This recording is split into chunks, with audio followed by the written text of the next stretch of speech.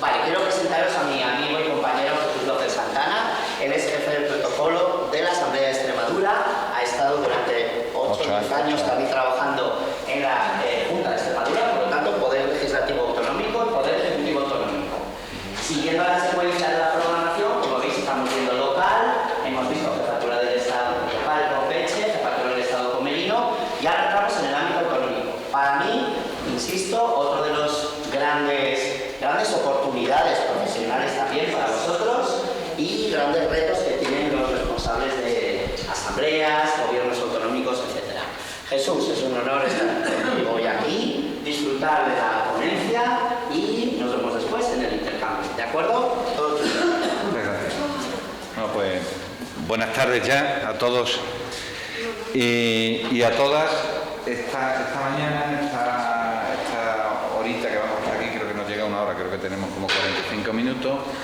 Mi intención fundamentalmente es dar una serie de pinceladas sobre el protocolo en el ámbito de las instituciones de las comunidades autónomas, pero fundamentalmente me gustaría que fuera más que una charla magistral, que está muy bien y la podemos ver en cualquier libro, que fuera una sesión de interactuación, ¿no? Yo voy a contaros un poco cuál es la visión que la experiencia me ha dado del protocolo autonómico y sí me gustaría pues tener el feedback, tener esa retroalimentación de cómo lo veis y de cuestiones para el debate, porque obviamente de lo que yo cuente aquí pues no voy a estar en posesión de la verdad absoluta y todas las cuestiones que vamos a ver pues son susceptibles de que generen debate, ¿no? Puesto que el protocolo pues es una disciplina que está absolutamente viva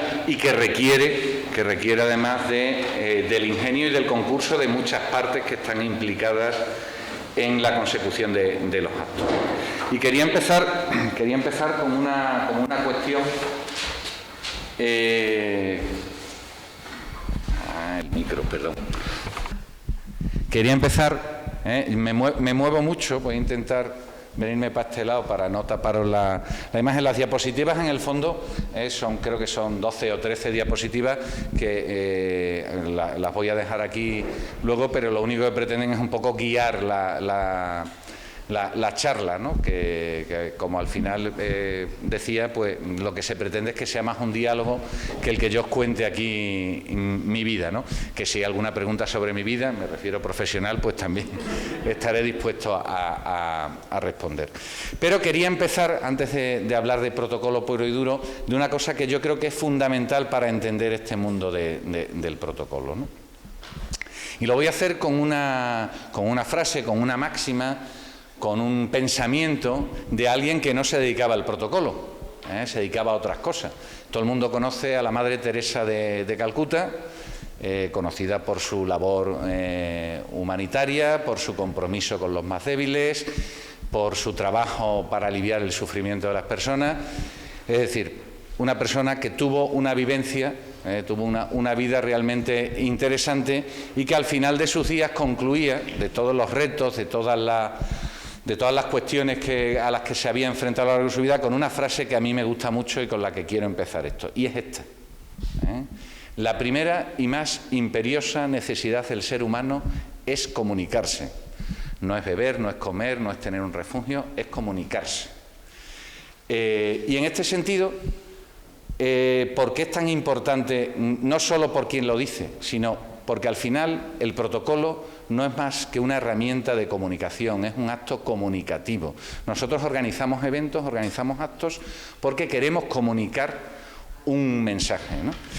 Y podría ser paradójico que alguien que se ha dedicado a la acción humanitaria durante toda su vida, al final concluya algo tan importante como esto, tan obvio que a veces nunca lo tenemos en cuenta. Por eso me interesa recordar.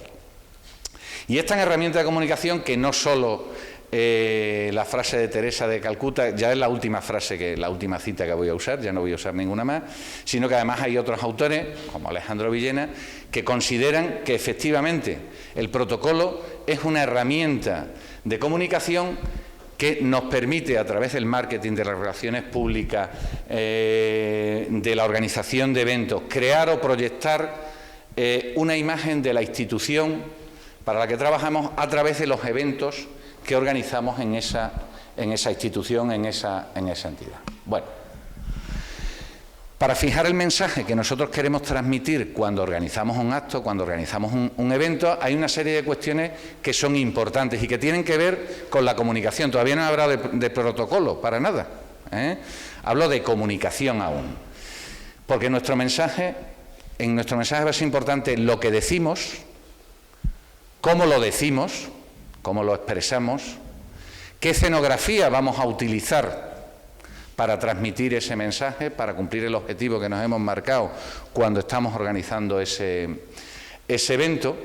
Y hay una serie de gestos en protocolo o de acciones que transmiten mucho con la imagen. Por ejemplo, la precedencia que nos permite, pues en un auditorio, la primera fila nos indica quiénes son las personas más importantes, pero dentro de la primera fila, quien coloquemos en el centro probablemente tenga más importancia que a quien colocamos en un lateral. Si tenemos bloques, quien está a la derecha tiene una precedencia sobre quien está a la izquierda. También estamos comunicando a quien no sabe nada de esto dónde están las personas que queremos destacar. Las banderas, por ejemplo, nos informan no solo del sitio donde estamos, del país donde estamos o de la comunidad autónoma donde estamos, también nos indican quién es el organizador de ese evento por la posición que tienen. Es decir, al final, en un acto absolutamente todo comunica, en un evento todo comunica. No solo lo que decimos, lo que contamos, sino la imagen, los gestos, los símbolos, la utilización de todas esas herramientas nos permiten comunicar un mensaje. Y a veces, en ocasiones, la imagen transmite más que muchas veces las palabras. Y el protocolo, nuestra disciplina, lo que nos dedicamos, precisamente, es el vehículo, es la herramienta que utilizamos los que nos dedicamos a esto para transmitir un mensaje, para transmitir una imagen, para decir algo, para comunicar. Es decir, al final el protocolo es comunicación. ¿Hasta aquí vamos bien? Bueno, pues me he parado en esta foto por lo siguiente, para ejemplificar todo esto de lo que estamos hablando. Esa foto corresponde, trasladémonos al año 2020, en plena pandemia de la COVID-19, corresponde a la celebración del Día de Extremadura, el Día de la Comunidad Autónoma, en el que se entregan las condecoraciones de la región, la medalla de Extremadura, se hace un homenaje a la gente y tal, y habitualmente es un acto, como puede ocurrir en cualquier otra comunidad autónoma, o como puede ocurrir en un ayuntamiento, donde hay una ceremonia, hay una serie de intervenciones, se imponen una serie de condecoraciones, etcétera, etcétera, etcétera. Y hasta ahí vamos bien.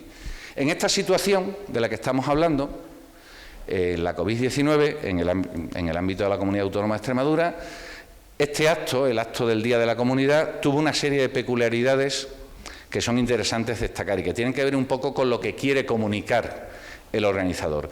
De entrada, este es un acto que habitualmente se hace en el Teatro Romano de Mérida desde el año 1986. Este año, el año 20, en plena pandemia, recordamos que estábamos confinados o semiconfinados y tal, se decide que el escenario del Día de Extremadura fuera la Asamblea de Extremadura, el Parlamento Autonómico. ¿Por qué? Porque queríamos evidenciar que era un acto de todos los extremeños y de todas las extremeñas. ¿Y dónde están representados los extremeños y las extremeñas? ¿Dónde están representados los ciudadanos en su comunidad autónoma? En el Parlamento. Pues nos fuimos a la sede del Parlamento. Y empezamos a montar una serie de gestos que pretendían comunicar un mensaje distinto a los años anteriores por las circunstancias especiales en las que estábamos. El primero es que la presidencia del acto se situó en la Puerta de la Autonomía, que es la puerta de una antigua capilla donde estuvo el primer hemiciclo, que solo se abre en las grandes ocasiones. Es decir, se abre cuando se inicia la legislatura, se abre en el nombramiento de nuevos presidentes, no es una puerta que habitualmente se utilice y, por tanto, se decidió como simbología que esa puerta estuviera abierta en el Día de la Comunidad Autónoma. Más particularidades. No había una presidencia del acto. La presidencia la ocuparon estas personas que veis aquí, que son representantes de colectivos esenciales que habían estado trabajando durante la pandemia. Y ahí teníamos, pues, por ejemplo, había personas que representaban a los ayuntamientos, personas que representaban a las asociaciones civiles que estuvieron colaborando en la pandemia, personas que representan a los sanitarios, es decir, los colectivos esenciales que habían participado en la pandemia eran quienes ocupaban la presidencia del acto más grande que se hace en una comunidad autónoma. Las personas que entregaban las condecoraciones y que las veis situadas, esto no sé si tiene aquí para señalar. Bueno, da igual, aquí se ve. Esa primera fila de autoridades invitadas no estaba compuesta por autoridades. Ahí había un barrendero, un bombero, un militar, un policía, un voluntario de la Cruz Roja, un voluntario de Protección Civil, una enfermera. Es decir, nuestra primera fila de autoridades en un acto al uso se sustituyó por personas que también estaban o habían estado implicadas como organismos esenciales durante la pandemia. En este lateral que se ve aquí, lo que sí hicimos fue tener una representación de los poderes públicos y ubicamos al presidente de la Comunidad Autónoma, a la presidenta del Parlamento y a la presidenta del Tribunal Superior de Justicia. Es decir, el Poder Ejecutivo, el Legislativo y el Judicial tuvieron su representación. Se descubrió un monolito de homenaje a todas las víctimas de la COVID-19 que ocupó el centro de la escena. Y no hubo intervenciones de ninguna autoridad. Es decir, no habló el presidente de la Comunidad Autónoma, no habló la presidenta del Parlamento, no hablaron los consejeros, no habló el alcalde. En representación de la ciudadanía, dos personas, una enfermera y un coordinador de una tienda de una cadena de supermercados, hicieron un discurso ciudadano para poner en valor en el Día de la Comunidad Autónoma el trabajo que se estaba desarrollando. Como veis, ¿qué es lo que hemos hecho? Comunicar a través de los gestos, a través de la composición, a través de la ubicación de la gente, es decir, utilizar el protocolo para comunicar un mensaje, en este caso absolutamente distinto a los mensajes tradicionales. Me he traído este ejemplo porque a mí me es muy fácil, que soy de Extremadura, pero trasládese a cualquier otro acto que puedan haber organizado. Al final lo que se pretende ejemplificar es cómo el protocolo nos permite comunicar un mensaje. Dudas, preguntas, comentarios, discrepancias, pues esto es un churro. Pues, ¿nada? Sí, dime. Vale, esto es implicar a la sociedad civil en un acto institucional, realmente. Y cuando en un acto cultural viene representantes de la autoridad, cuando vienen representantes institucionales, ¿cómo se articula el protocolo? Aquí yo lo veo muy fácil, ¿no? Porque estás teniendo, pero cuando tú estás en un acto cultural, que viene este, que viene el otro, que ahí es donde empieza a complicarse. Bueno, se complica lo que nosotros queremos que se complique. ¿Qué hay que plantearse? Lo primero, ¿quién organiza ese acto? Una institución cultural organiza ese acto. ¿Qué mensaje quiere transmitir esa institución? ¿Qué quiere poner en valor? Pues una exposición, un no sé cuánto, lo que sea, muy bien. ¿Quién quiero que me acompañe en ese acto? Pues yo quiero que me acompañe gente del mundo de la cultura, quiero que me acompañe gente del mundo de la empresa y quiero que me acompañe gente del mundo de las instituciones. Quiero que venga el presidente de la comunidad autónoma, por ejemplo, ¿no? O el alcalde. Bueno, pues cuando yo organizo ese acto, yo hago un diseño, pues igual que se ha hecho aquí o igual que se hace en un acto oficial, pues mire usted, yo quiero que este acto lleve gente ubicada en una primera fila de butacas, gente que haga un recorrido por no sé cuánto, que diga unas palabras el organizador del evento y que el alcalde pues se dirija a los... o que no se dirija, porque puede ser que no lo quiera. Pues ¿qué hago? Lo negocio con los invitados. Es decir, al final yo que soy el organizador del evento, que he hecho mi diseño del evento, que quiero comunicar un mensaje concreto y tengo a unos invitados y quiero asignarles un papel a cada uno, pues tan fácil como transmitírselo. Y a partir de ahí, pues probablemente si estamos hablando de altas autoridades, los servicios de protocolo de esa institución van a contactar con el organizador y van a pactar, van a coorganizar, van a a decidir cuál va a ser la secuencia definitiva de ese acto. Y ahí ya entra, como siempre, una cosa que no decimos nunca en protocolo, la frase no es mía, pero es muy buena, y es que una de las responsabilidades que tenemos es gestionar los egos de las personas. Y eso a veces genera situaciones complicadas. Por eso también decimos que el protocolo es un arte en el sentido de que necesitas tener una formación, necesitas conocer una técnica, pero también tienes que tener una actitud, una capacidad de negociación, una serie de particularidades en cuanto a tus relaciones con los demás que te permita montar los actos. Y eso pues también va a depender mucho de quién esté en un lado y quién esté en el otro. No sé si eso responde... ¿Me decías? Una pregunta. Yo siempre he tenido una duda. Si tú tienes un acto al que acuden invitados institucionales, presidentes de comunidades, alcaldes, pero también tienes invitados a los que quieres resaltar, pero que no son autoridades, ¿tú puedes hacer un peine o tienes que agarrarte al Real Decreto o hacerlo por trozos? ¿Cómo sea? Porque yo siempre tengo esa duda. Porque sí sé que los militares sí que los puedes considerar como autoridades, pero ¿qué haces con los civiles? Bueno, vamos a centrar un par de cosas. Aunque ahora hablaremos de la normativa que nos asiste, plantearos una cuestión. El Real Decreto, los decretos de las comunidades autónomas, la normativa, etcétera, solo es aplicable a los actos que organizan las instituciones, a los actos que organiza el Gobierno, que organizan las comunidades autónomas, que organizan los ayuntamientos. Si quien organiza el acto es la Asociación de Amigos del Pueblo Saharaui, el decreto no tiene aplicación. Otra cosa es que nosotros utilicemos la herramienta que nos da el decreto para ordenar a nuestros invitados, pero no es de aplicación. De aplicación sería si el acto lo organiza una institución, ¿vale? Porque para eso está hecho. No podemos legislar sobre la fundación de la cría del escarabajo de la patata en cautividad porque no se tiene por qué someter al decreto. Pero yo, por ejemplo, me he encontrado hace poco con uno que hicimos y era una fundación. Venían varios alcaldes, venía el viceconsejero de la Junta de Andalucía y no sé qué. Tuvimos que utilizar el Real Decreto porque es que se miraba como que se daba un codazo. Había codazo. Claro.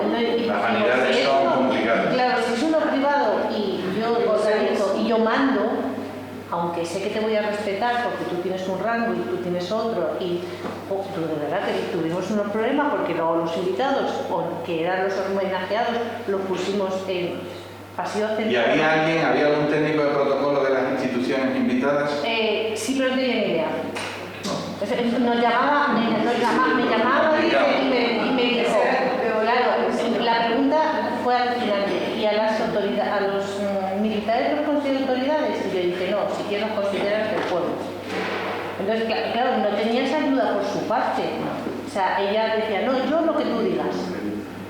Claro, entonces nosotros hicimos un sitio para las autoridades y otro sitio por el medio para el otro lado, pues, y en los hubo codazos. Bueno, puede ocurrir, pero fundamentalmente esto muestra la importancia de tener un protocolista en las instituciones.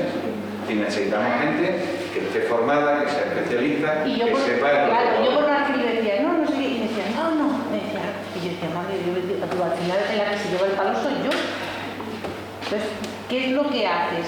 Los pusimos a trozos para que no tuviesen, por un lado las autoridades, como si fuera un oficial, y por otro lado los civiles y invitados de honor, como si fuera uno privado.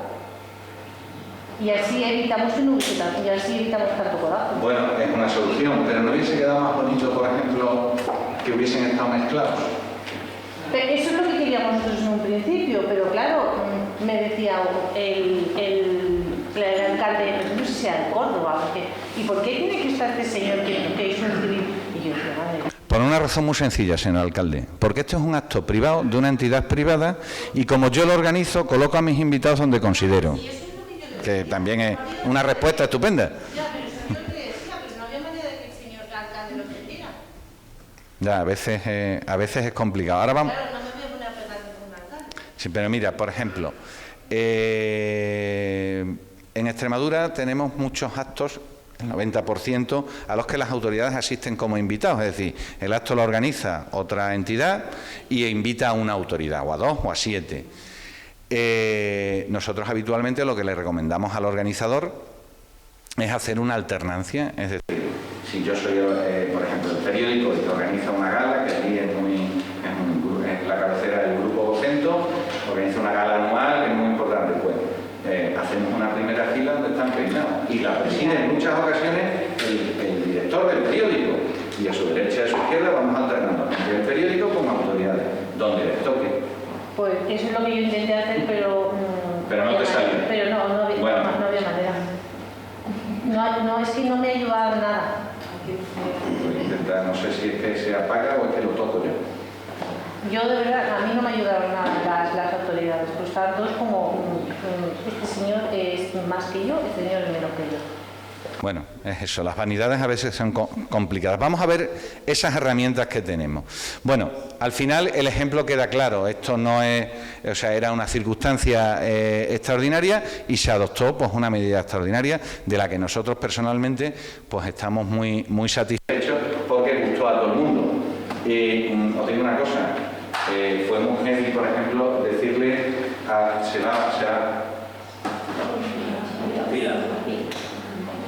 Fue muy heavy, por ejemplo, tener a un soldado de la Brigada Extremadura 11 como 10 puestos por delante del general de su cuartel.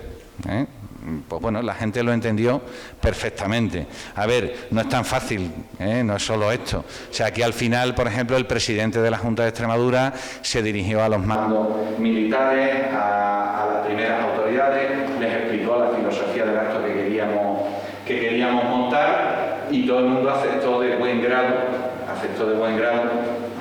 esta disposición, y personalmente, o sea, el grupo de gente que montamos esto, pues estamos especialmente orgullosos de cómo somos.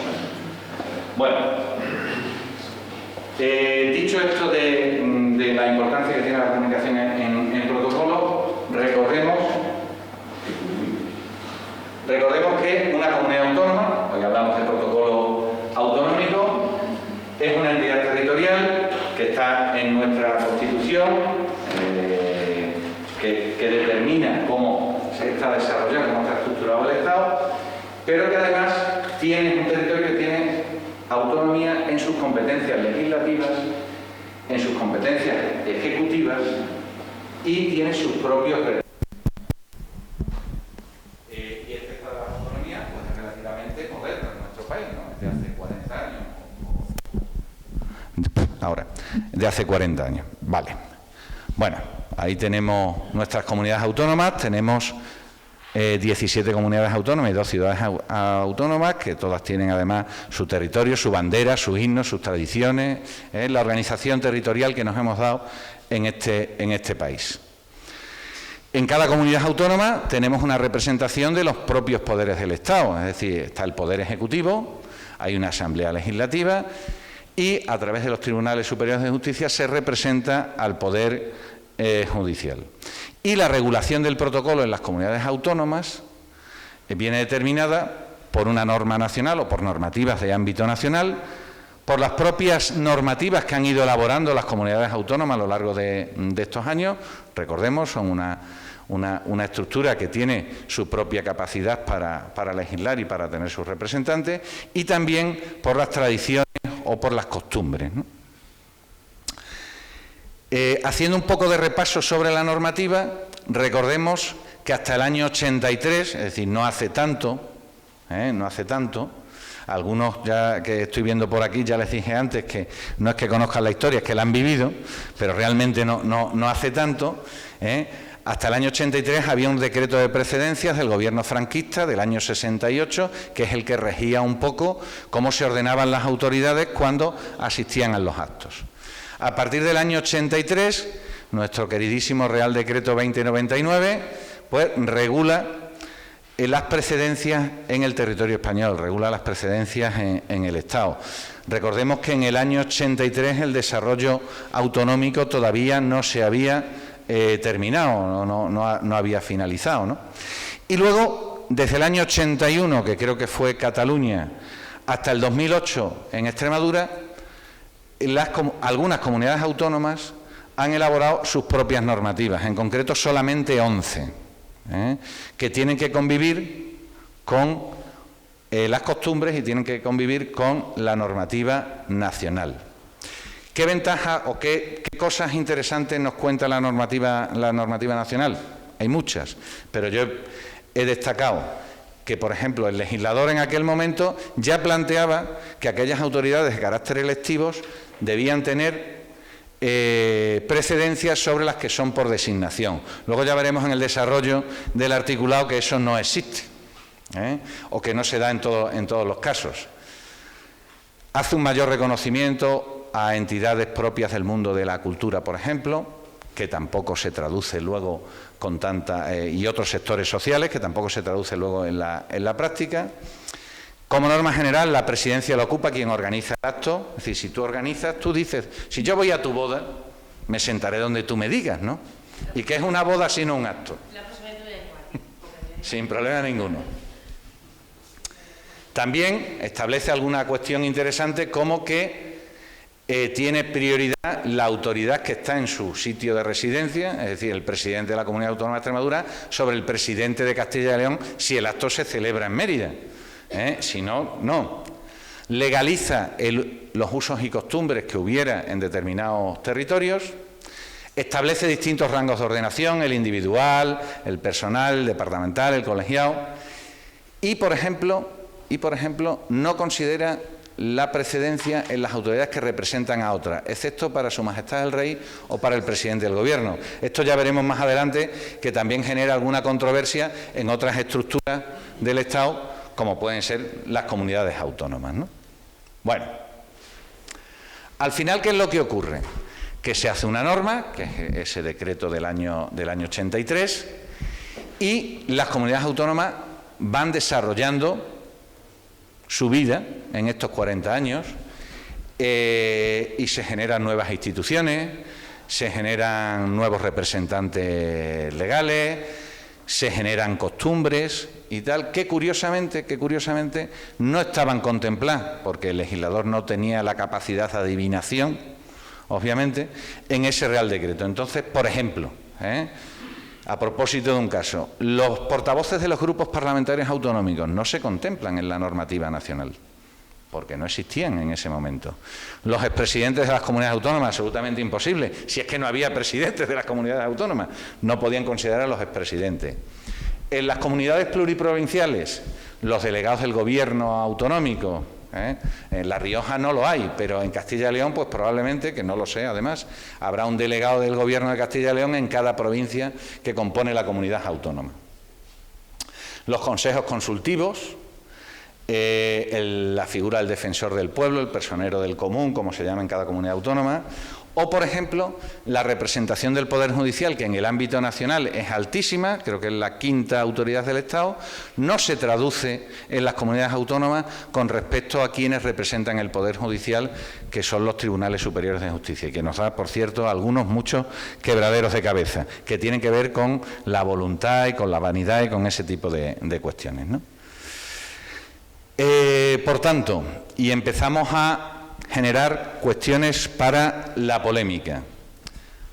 Está claro, o a priori, que hay una obsolescencia de la normativa nacional en protocolo de aplicación en las comunidades autónomas, que las normativas autonómicas son muy heterogéneas, es decir, aunque tienen puntos en común, probablemente el decreto de precedencias de Extremadura pues no tenga nada que ver con el decreto de precedencias de Andalucía, o tendrán cosas que no consideran unos y otros. Hay otra cuestión que sí contemplaba la norma, pero que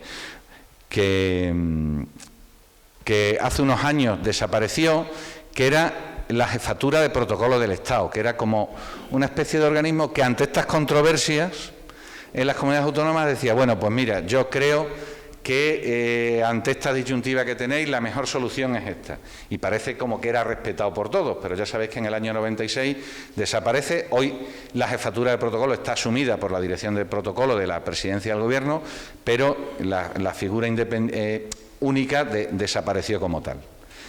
Y luego se echa de menos una falta de representación de organismos que han adquirido mucho peso en nuestra sociedad a lo largo de los años, que tienen que ver con las organizaciones del tercer sector, de defensa de los derechos humanos o medioambientales, que hace 40 años el legislador no previó, aunque sí está reflejado en el preámbulo del decreto de que hay que dar representación a otras organizaciones, pero luego no se ha desarrollado. ¿Y ahora qué ocurre? Que han aparecido, por ejemplo, la patronal de los empresarios o los grandes sindicatos no tienen representación en la norma nacional. En algunas autonómicas, por ejemplo, sí que la tienen, ¿no? ¿Esto qué provoca? Pues que los jefes de protocolo de las comunidades autónomas a veces se las ven y se las desean. Aquí hay mucho ingenio, mucha voluntad, mucha capacidad de negociación y al final lo que se trata es de combinar la costumbre, la naturaleza del acto, la normativa nacional, la normativa de la comunidad autónoma. Y esto pues te permite o te obliga a desarrollar una serie de capacidades importantes para, como dirían nuestros compañeros de Aragón, de la Comunidad Autónoma de Aragón, para estar a lo pactado. Al final estás permanentemente negociando con los que intervienen en un acto cómo va a quedar desarrollado el acto. Y luego es cierto que la pandemia de la COVID-19 ha sido un punto de inflexión en cómo entender la organización de eventos. Aparecieron los eventos virtuales, hoy ya tenemos eventos híbridos. Habéis visto en la foto anterior cómo en plena pandemia un acto que estaba muy rodado y que se hacía de una manera casi mecánica, todos los años se cambió totalmente en su concepción, y eso es lo que tenemos, ¿no? Y para finalizar, y creo que me ajusto así bien al tiempo, ahora entráis vosotros en esto. Hay tres cuestiones que yo sometería al debate, a vuestra opinión, a vuestra reflexión, que son: ¿es necesario actualizar el Real Decreto de Precedencia y las normativas autonómicas en este país? ¿Sería interesante recuperar la figura de la jefatura de protocolo de Estado, entendiéndolo como un Sanedrín que cuando hay conflicto haga de mediador, como hace el defensor del pueblo, entre comillas? Y luego, tenemos que materializar la inclusión de las organizaciones de la sociedad civil en nuestras normas de protocolo. Tenemos que darles representación, tenemos que darles visibilidad. Las preguntas son de ustedes, yo ya he acabado. O las opiniones. ¿Nada? Dime. Hola, ¿qué tal? Gracias por la charla de exposición. Bueno, me quería preguntar, has hablado de que, bueno, evidentemente hay una importancia muy grande de los egos, ¿no?, de los invitados.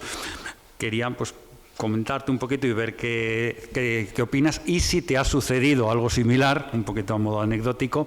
Aquí tuvimos en Madrid, en el 2 de mayo, en la celebración de la fiesta de la Comunidad Autónoma, pues bueno, parece que según el Real Decreto pues estaba claro, ¿no? Pero bueno, pues el ministro de la Presidencia hubo un poquito en el backstage de los escenarios, ¿no?, unas imágenes que luego salieron, pues bueno, pues que hubo cierta disputa entre él y sus jefes de gabinete y el protocolo el departamento de protocolo de la Comunidad Autónoma. Entiendo que eso, pues, ¿a qué crees que se debe, ¿no? Yo creo que un poquito lo has esbozado con esto de la lucha de egos, ¿no?, y del arte del protocolo, y si te has encontrado con una situación así similar y cómo lidiar, que no debe ser fácil, ¿no?, debe ser un poquito embarazosa. Gracias. Bueno, fuera de las consideraciones políticas que pueda tener ese hecho, en las que obviamente la gente de protocolo no entramos, y sin conocer todos los detalles, más que los que hemos visto en la tele, probablemente me aventuro a decir que para evitar que eso hubiera ocurrido, los responsables de protocolo de las instituciones tendrían que haber pactado antes cómo iba a configurarse ese acto, creo que era un desfile, una parada militar. Cuando se ha trabajado previamente un acto entre los distintos responsables de protocolo de las instituciones, esas cosas no ocurren. Otra cosa es que queramos utilizar el protocolo como una herramienta para la confrontación política. Yo por ahí no voy a entrar, pero lo que te puedo decir es, además conozco a los dos compañeros que estaban de protocolo, tanto a Comunidades de Madrid como a la persona de protocolo que estaba con el ministro, y pues creo que ahí lo que ha habido es una falta de comunicación previa que ha generado esa situación conflictiva. Que si yo me he encontrado situaciones de ese tipo, infinidad. Incluso alguna autoridad que ha dicho, si no me siento en tal sitio, me levanto y me voy. Y la he acompañado a la calle, con la mejor de mi sonrisa. Claro, pues al final es un poco lo que hablamos antes de qué haces con la normativa, qué haces con el acto y qué haces con el ego de las personas que representan a las instituciones. Pues tratas de hacerlo o negociarlo lo mejor posible para evitar el conflicto. Al final, el protocolo es una herramienta de conciliación, es una herramienta que lo que pretende es que los actos salgan bien, que los actos comuniquen el mensaje y cumplan el objetivo para los que ha sido diseñado. A veces eres capaz de convencer a las personas y otras veces pues hay personas que tienen un temperamento que les impide estar, pues les acompañas a la puerta, ¿no? Generalmente, al menos en mi experiencia, cuando tú les explicas las cosas, la gente suele entenderlo. Les puede gustar más o les puede gustar menos, pero indudablemente nos encontramos a personas que se enfadan y se marchan. Pues no puedo suspender el acto porque esta persona se marche. Por ejemplo, esa foto que os puse de la COVID-19, o sea, ya sabíamos de antemano que podía ser conflictiva, sobre todo porque había primerísimas autoridades de la comunidad autónoma que no iban a tener ningún protagonismo porque el acto estaba concebido para que el protagonismo fuera de la sociedad civil. Se les explicó. El presidente dirigió una carta previa a los responsables de las distintas instituciones. La gente lo entendió y al final salió bien. Se podían haber molestado, pero al final no tiene mucho sentido. Si tú eres el invitado a un acto, es decir, lo que hablaba con la compañera, si yo te invito a mi boda, es primero porque quiero que vengas y segundo, me voy a preocupar de que estés lo más a gusto posible. Lo que sería antinatura es que tú me digas dónde te tienes que sentar en mi boda. Pues esto es un poco el pan nuestro de cada día. ¿Alguna cuestión más? Nada, pues muchas gracias. Luego...